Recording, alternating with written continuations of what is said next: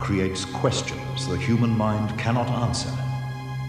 Out of reach, past all we can see, hear, and touch, beyond all we understand, lies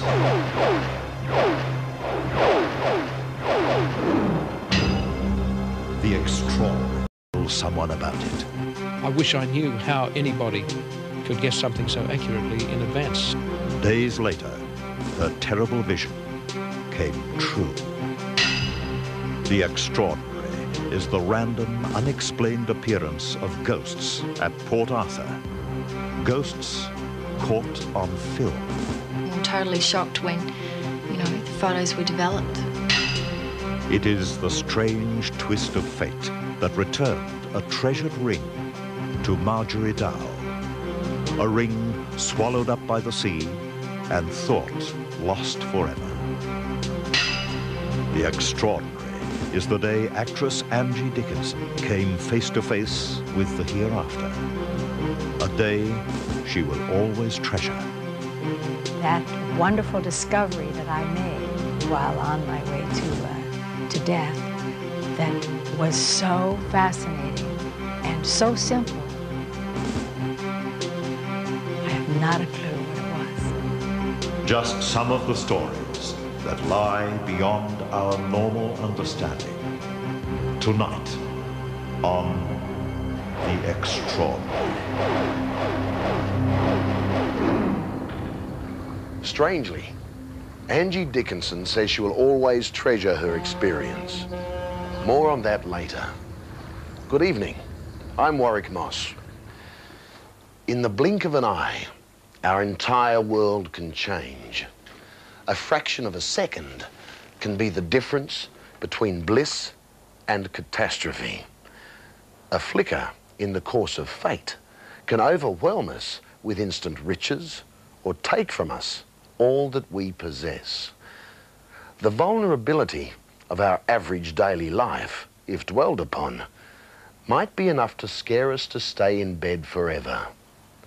This is the story of a young family that locked itself inside from cruel winter elements and then discovered its smallest member had wandered off into the dangers outside. Raphael Abramovitz reports. On the outside, fierce winds whipped rain and snow off the Appalachian Mountains of West Virginia. They swept low and raised hell on the roofs in small towns like Elkins, where entire communities swayed to the will of winter storms in December. Sleet and ice beat an irregular rhythm against the windows of the home of Steve and Melinda Eichelberger. But on the inside, there was warmth and peace. It was 9 p.m., and dawn would bring Christmas Eve. The Eichelbergers were a family, and at this time of year, neither cold nor hardship would keep the family from feeling cozy. It started snowing probably in the middle of the night. I think temperatures got down to 27 degrees.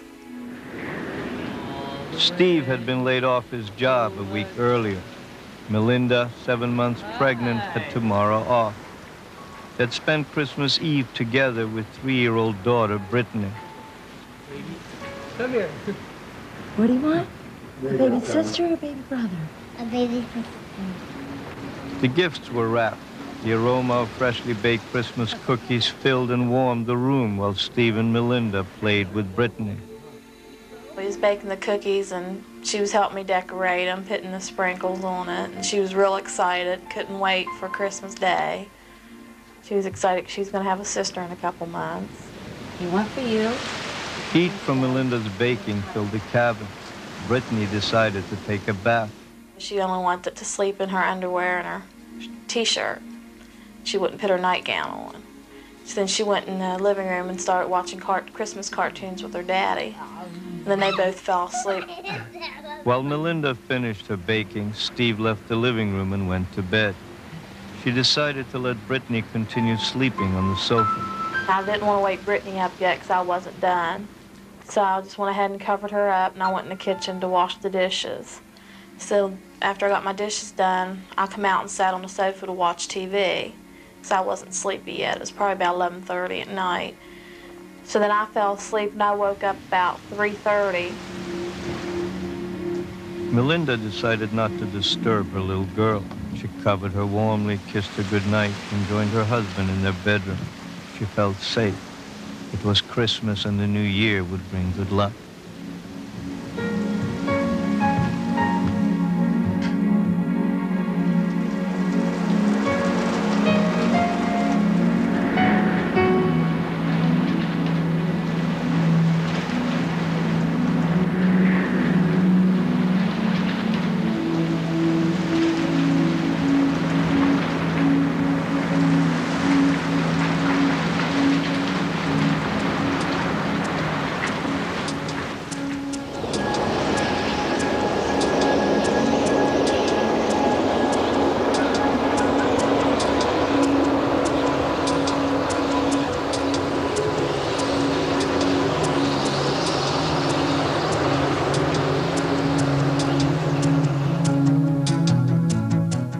Melinda usually started work at 5 a.m., but this morning she woke at about 9:30.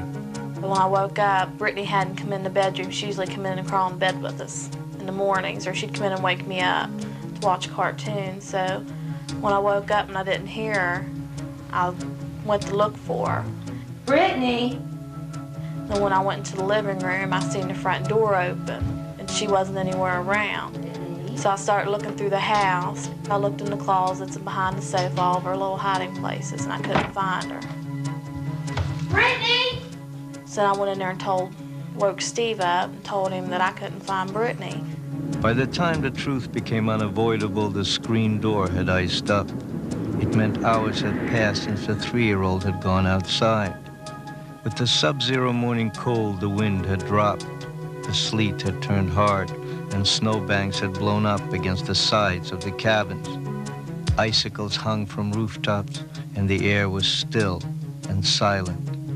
Then, through the stillness of the morning, a piercing scream. I was real hysterical. I was screaming. Steve was on the other side of me, but he was looking the other direction, so he didn't see her at first. And all he heard me was screaming, and then he knew that I'd found her. Brittany was frozen where she fell or collapsed, her lips blue and rigid, her arms and legs stiff. Melinda watched Steve pick her up, and the little girl's legs and arms did not bend. A beautiful, tragic baby doll. First thing I thought was, oh God, she's dead. Because when I glanced over at her, all I could see was her toes sticking up from the snow, and you could see her hair. And most of her body was covered up with snow except for her face and her hair. And her eyes were wide open, her lips were blue, her fingers and hands was blue, and her legs were so stiff they didn't even bend when he picked her up. Baby, baby. Yeah, like she was out in the snow, and now she's frozen, she's really cold. Steve called the emergency squad at nearby Davis Memorial Hospital. Paramedic Laura Teeter had just finished her shift when the call came in to her supervisor. I could just hear bits and pieces of what she was saying. I heard something about a frozen child, and I heard her ask, things such as, was she breathing? Hi. Brenda Daly was a volunteer paramedic who had only stopped in for coffee when the call came to the emergency room.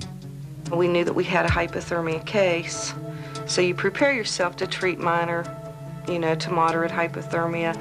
We get on scene, there's this neighbor doing CPR on her. She was outside in the snow, right? I don't know how long she was out there. I just checked her for breathing and for a pulse, and there was no pulse. There was no respiration. She was extremely cold. So I began mouth-to-mouth and CPR on her. Anything?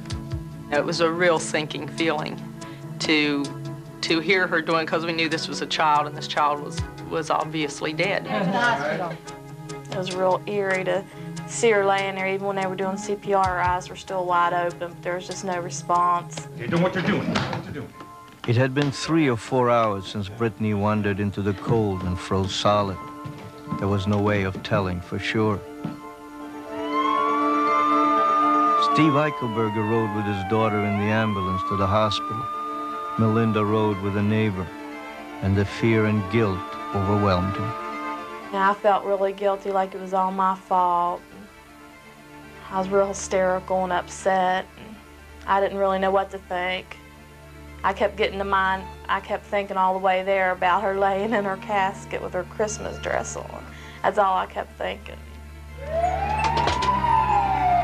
Brittany was wheeled into Davis Memorial Emergency Room at 10:45 a.m. Her temperature was 74 degrees Fahrenheit.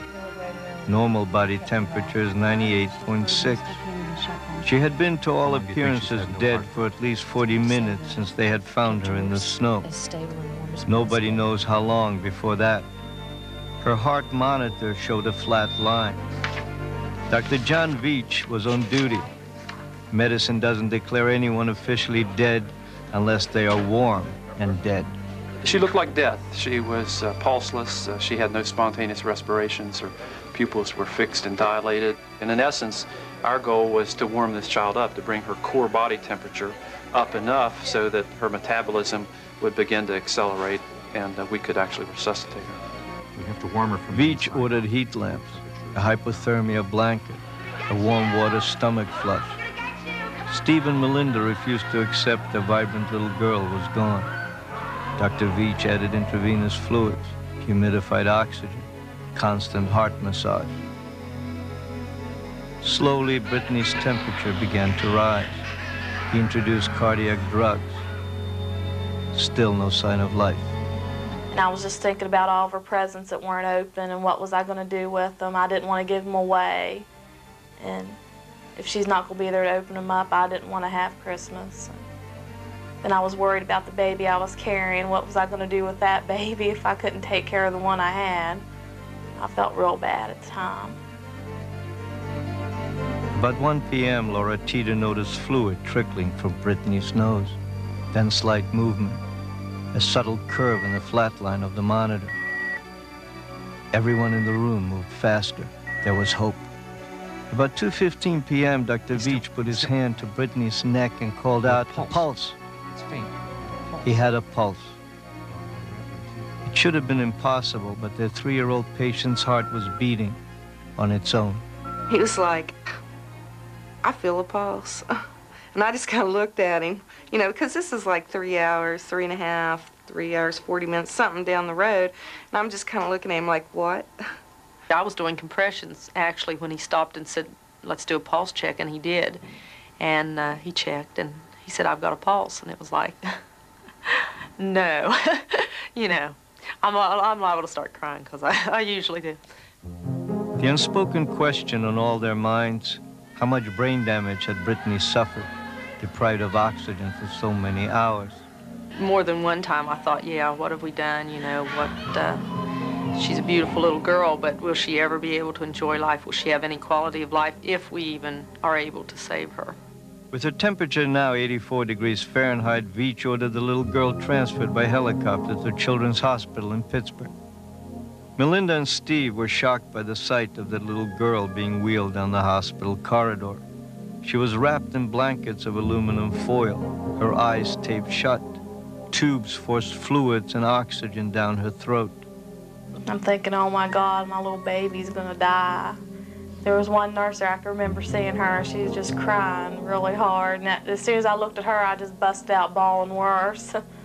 While Melinda and Steve drove the icy highways to Pittsburgh, hope grew for Laura and Brenda throughout the ride with Brittany. Laura said to her, she said, "Brittany's a good girl." And she stopped thrashing and shook her head yes. So Laura and I just kind of look at each other, what? What's going on back here? It's kind of spooky.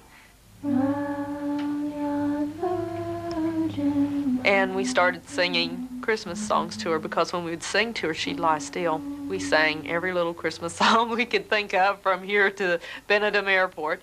And while we would do that, she would lay still and listen. When we stopped singing, she'd start fighting again. But when Brittany arrived at 4:40 p.m., her neurological signs were still only faint. She had no response even to painful stimuli.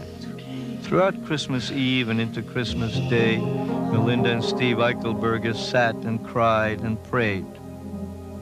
Past midday until late Christmas afternoon, they waited silently. But by now, Melinda had a strong feeling. On Christmas Day, when she finally opened up her eyes, then I knew she was going to be okay. And in the passing hours, Brittany seemed to focus more and more intently on her mother.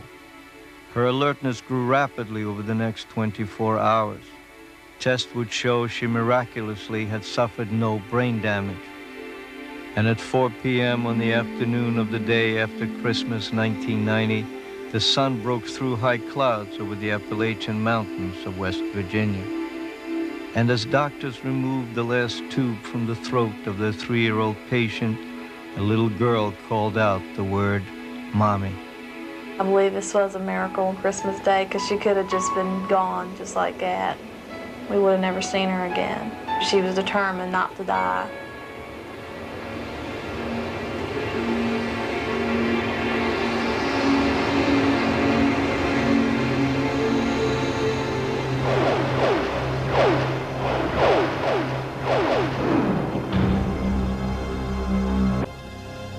Imagine having a premonition so clear, so vivid, that nothing you do will erase it from your mind. Imagine, too, a premonition that involves human tragedy of massive proportions. One you cannot place in time or location. A vision of disaster. For Dawn Thomas, such a vision occurred and troubled her so much, she just had to tell someone. When you're there on your own, he's here on the phone. Brian Wilshire on Open Line. Welcome to another Wednesday night edition of the Open Line Show. Brian Wilshire with you through until 12 tonight, inviting your calls on the Open Line 269. I've been here at 2GB for over 13 years now. I suppose I've spoken to more than 20,000 people on the Open Line, and as you would expect with a sample size that large, we get some strange calls and talk to some pretty strange people. And one of the strangest calls of all was put through to Brian Wilshire early in October 1979. It was a regular listener, a woman who told the switchboard she had to talk to Brian urgently. She just called out of the blue, not on air though, this was off air, and she said, "Look, I've just had this premonition, this terrible feeling there's going to be a plane crash." Yeah, let somebody know in advance. That caller was Dawn Thomas, who told the talkback host she'd had the premonition in a dream, a vivid dream that had disturbed her greatly.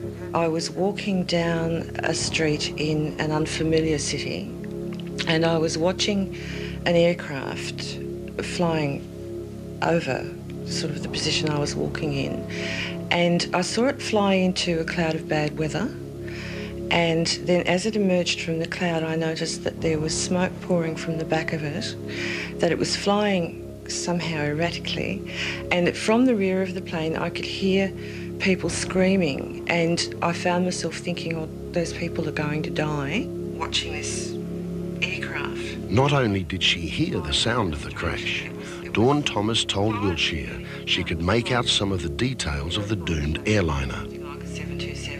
I described it as being similar to a 727, and the colours were red on white, but I was quite sure that it wasn't Qantas, even though it was an international airline. And I had an impression of a voice from somewhere saying, you have to expect this in Melbourne, and yet I was aware that wherever I was, it certainly wasn't it was a place that was not familiar to me at all. As he listened to Dawn's premonition unfold, Wilshire took notes. A red and white aircraft, like a 727. Bad weather. A crash in an unfamiliar country. Passengers at the back of the plane killed. And some unexplained connection with Melbourne.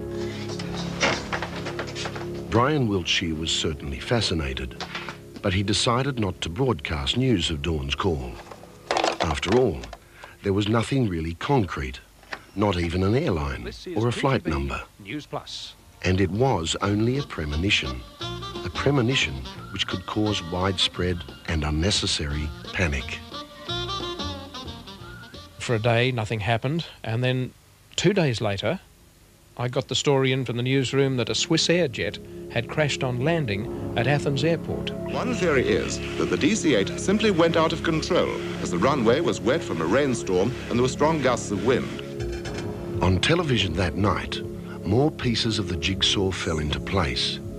And to Wiltshire's astonishment, more and more the picture resembled the Dawn Thomas dream.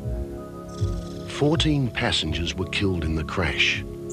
All of them suffocated in the back of the aircraft. The other 142 passengers escaped. Among them was another startling connection with the premonition. There were 2 Australians on board the plane who weren't injured, both of whom came from Melbourne.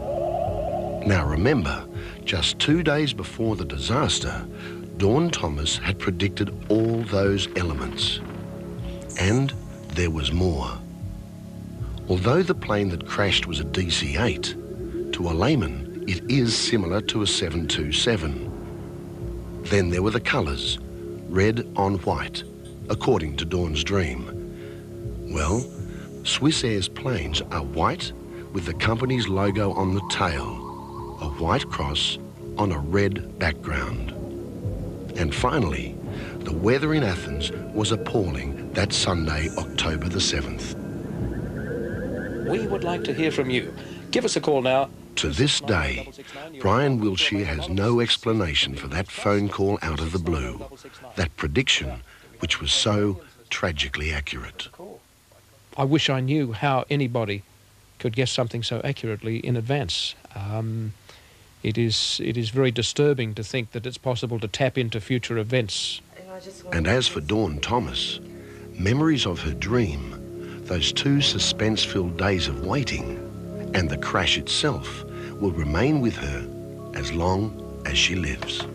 There's all kinds of feelings that a person has to live with when they have an experience like that. There's a feeling of helplessness, guilt and responsibility, like I should have been able to do something.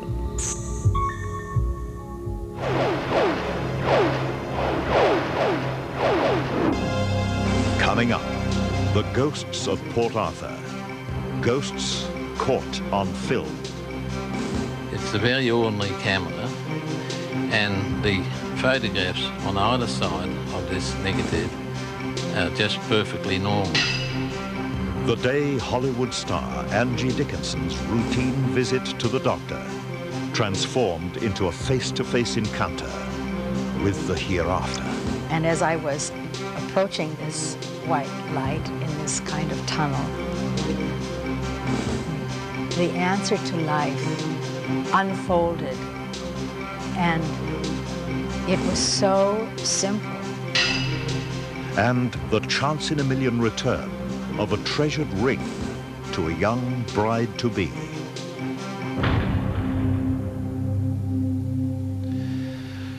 Many parts of the world have ghostly histories, long-standing links with things unexplained. Australia is not without its share.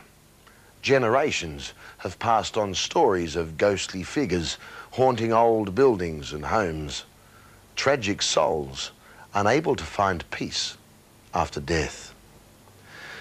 At Port Arthur in Tasmania, ghost stories have flourished for many years. Even in the 1990s, strange visions appear. Some have been caught on film. Port Arthur in southeast Tasmania is a paradox.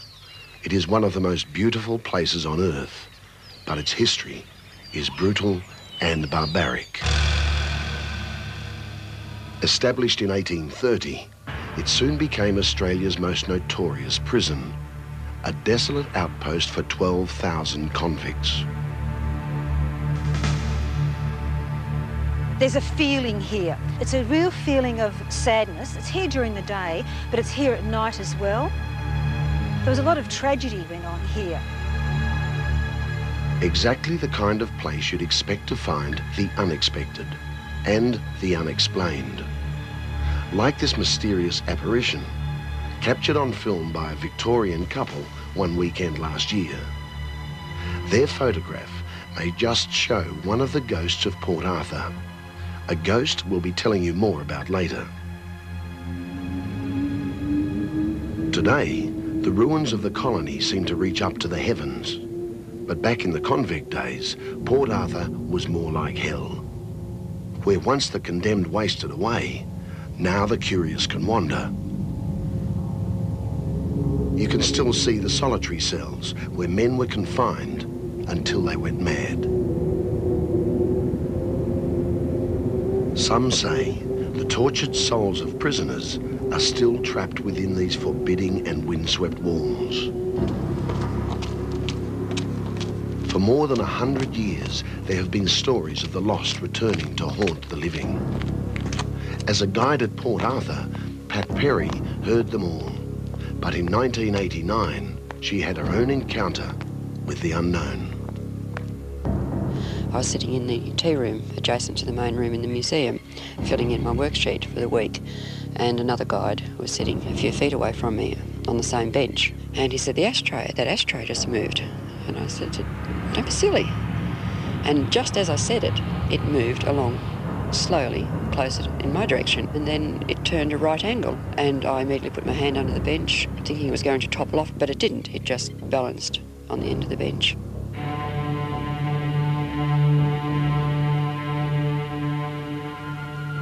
Leslie Kirby had her brush with the ghosts of Port Arthur about the same time. One afternoon I was sitting in the medical officer's house. I was doing some research for some people sitting by the fireside, and I became aware of the sound of children talking, laughing as it sounded. A century ago, the doctors, their wives and children lived here. The only bright spot in this depressing and God-forsaken place. Perhaps it was the echo of those earlier times that filtered down to Leslie Kirby. To this day, I can't explain where that sound came from. It was very clear, very distinct, just as I'm speaking now, but just no explanation. Then there's Nanny's room, where the woman who cared for the first commandant's children lived and died mysteriously. Today, it's just as it was in the 1800s, even down to Nanny's old rocking chair. That's another unusual thing about this house. There's been 2 occasions that I know of that the chair has been seen rocking by itself.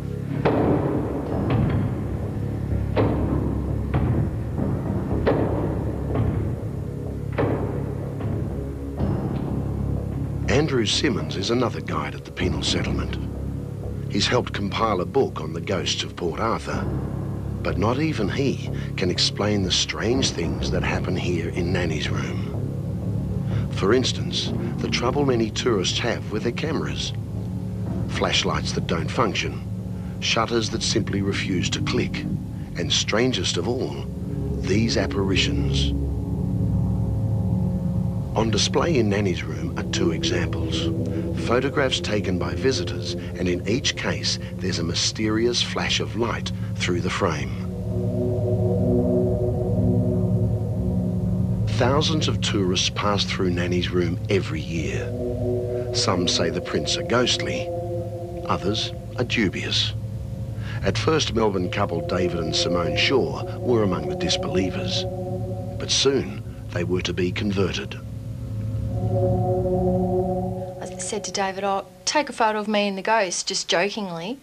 And I put my arm around the rocking chair and he took the photo, and then straight away I took his photo standing next to the rocking chair and the mantelpiece. The last thing we expected was something to come up, and we were totally shocked when, you know, the photos were developed. This was the photograph that shocked Simone and her husband. There, right through the centre of frame, is that flash. But the Shaws are convinced that there is more to their photograph than meets the eye. It's a face of a lady.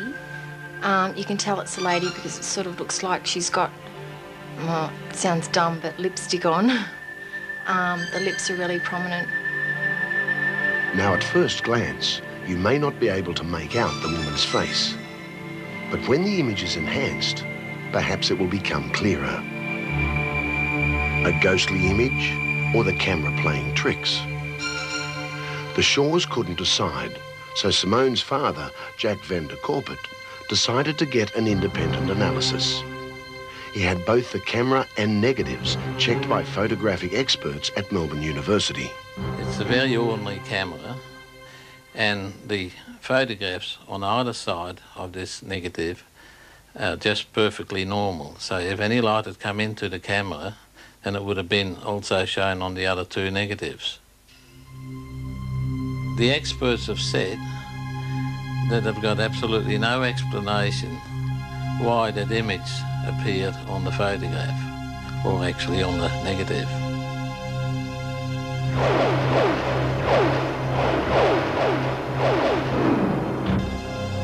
The years seem to quicken their pace as we grow older, even for movie stars.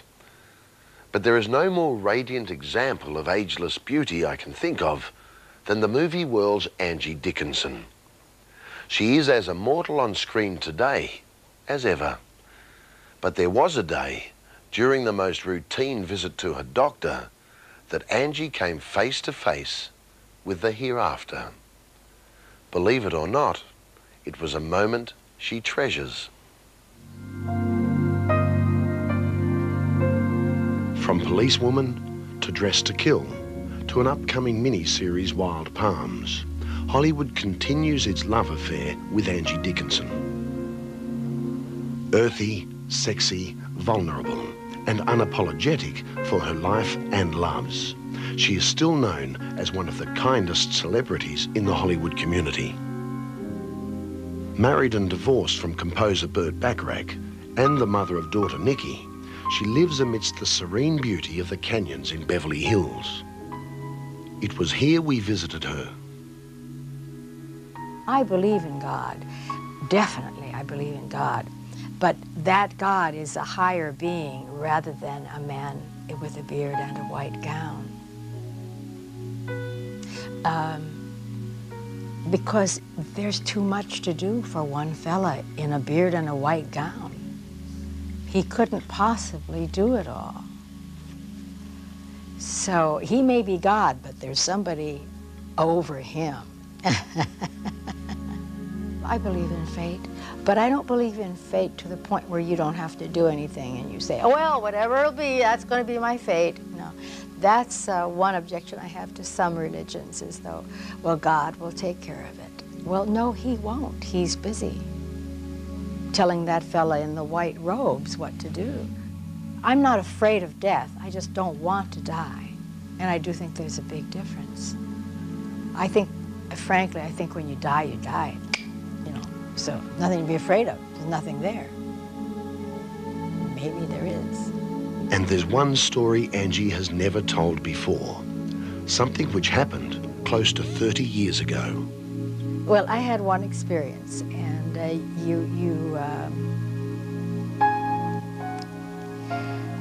extraordinary is an understatement. I had a penicillin shot, and I went into anaphylactic shock. And if you've never heard of anaphylactic shock, most of it is because the people are dead. And in the dictionary, it even says, and most people die, but not me. And so everything shuts down and you go into shock, period. So I was on my way to dying, and I saw the white robe, the fella that I firmly believed in then as a being, you know. And I saw the white light. And while I was dying, and as I was approaching this white light in this kind of tunnel, the answer to life unfolded, and it was so simple that I thought, you know, I'm probably one of the few artists that this has happened to, who could therefore come back, dramatize it, tell about it, have that wonderful answer to life. I can hardly wait. If I pull through this and don't die, I will have it. I lived, happy to say, but that wonderful discovery that I made while on my way to death, that was so fascinating and so simple, I have not a clue what it was.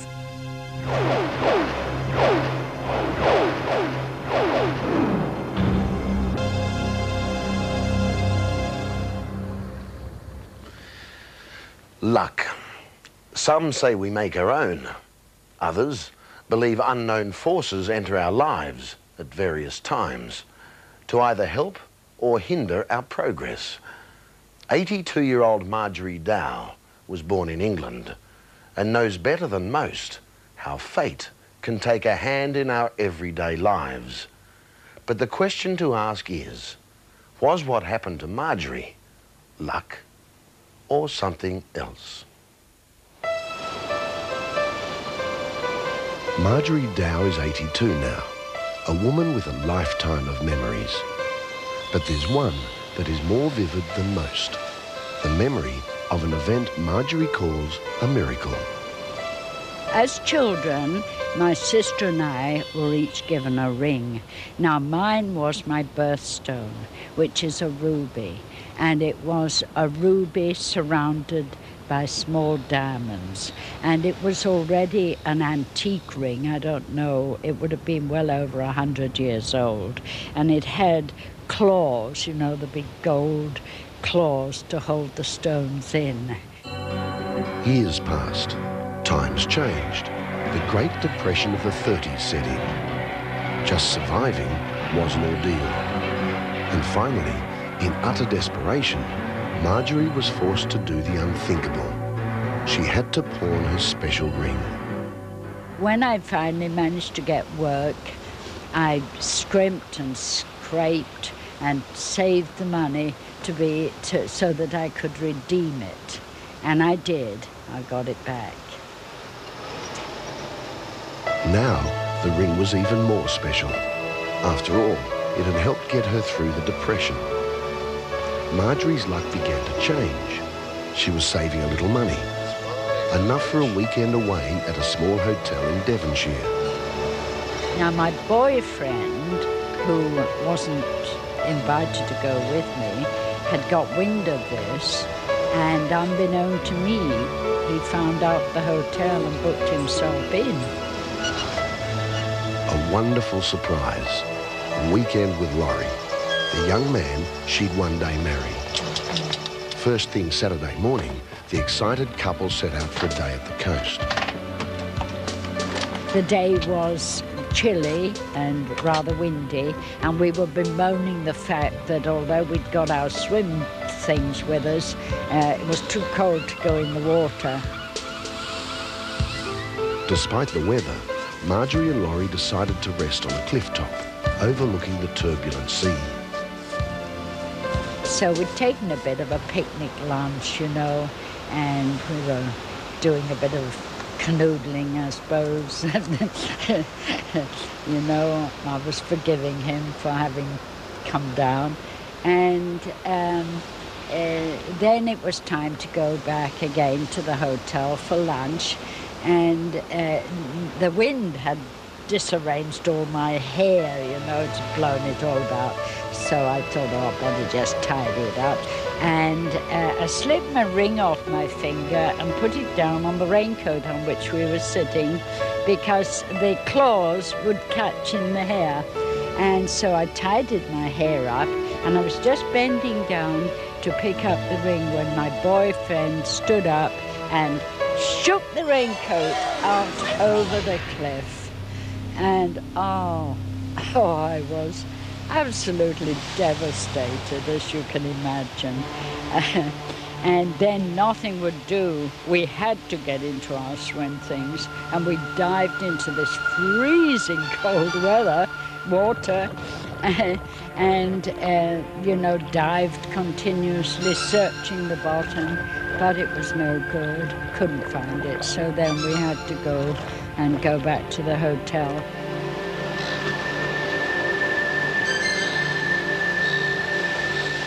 For Marjorie and Laurie, the day ended in disaster.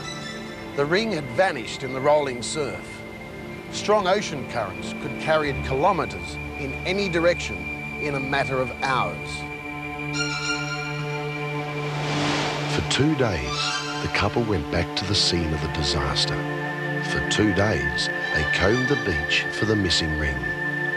But by Monday, Laurie was convinced that the search was hopeless.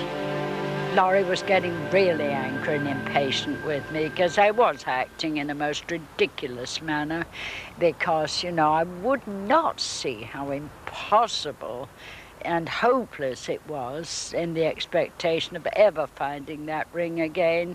So he was virtually going to drag me away. And as a last desperate effort, I clasped my hands and I shut my eyes tight and I prayed as I'd never ever prayed before in my life.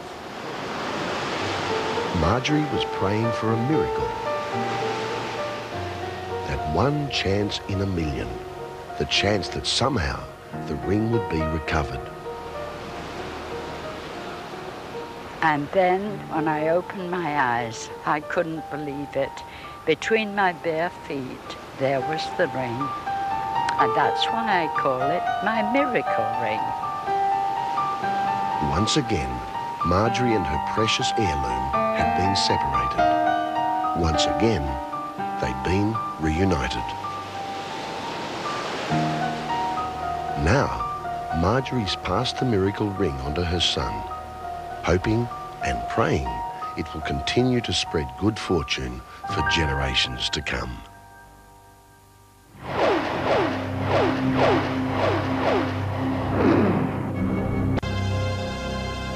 Two passengers on a light plane.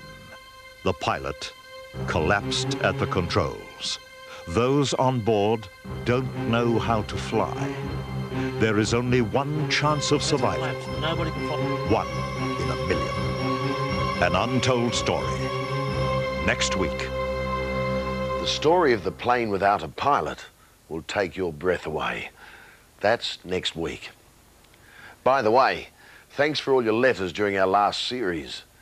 For those with a story to tell, our address is Post Office Box 462, Newport Beach, New South Wales, 2106. We'd really like to hear from you. That's all we've got time for tonight. Thanks for joining us.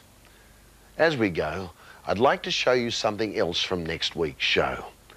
It's about the night Don Lane saw a ghost and how years later, Bert Newton got real proof of Don's experience. Good night. See you in the future. In this radio studio at 3Z, all of a sudden, for no God-given reason, my chair collapsed. And it was a strong, sturdy, radio-type chair that aren't supposed to collapse. People who are listening to radio would have thought, these guys are nuts, they're doing sight gags on radio, you know? And anyway, he was sitting down on the floor and we were really laughing about it. And I just pointed my finger at him and I said, I told you someday she was going to get you, and she got you.